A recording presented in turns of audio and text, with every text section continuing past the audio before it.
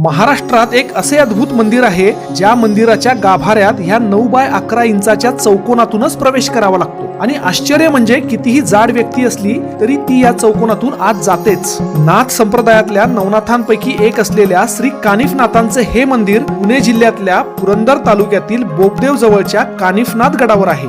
श्रीकृष्णाच्या आदेशाने 9 नारायणांनी वेगवेगळ्या नाथांच्या रूपाने अवतार घेतले आणि त्यातीलच एक श्री कानिफनाथ हिमालयामध्ये एका हत्तीच्या कानात प्रकट झाले। त्यांनी या डोंगरावरील या ठिकाणी तप केले म्हणून हे मंदिर इथे बांधले गेले। कानिफनाथांनी नंतर नगर जिल्ह्यातील मडी गावात जाऊन समाधी घेतली। असे श्रद्धा ज्याच्या उरी त्यासी तिसे हा कानिफा मुरारी। इथे दररोज दुपारी 12 नंतर महाप्रसाद असतो आणि रोज नाथांचा एक भक्त ही महाप्रसादाची सेवा देत असतो। हे मंदिर पुण्यापासून फक्त 20 किलोमीटर अंतरावर आहे आणि वरपर्यंत गाडीने जाता येते। तर करा प्लॅन पुण्यापासून अगदी जवळ असलेल्या ह्या निसर्गरम्य आणि सुंदर मंदिराला भेट देण्याचा।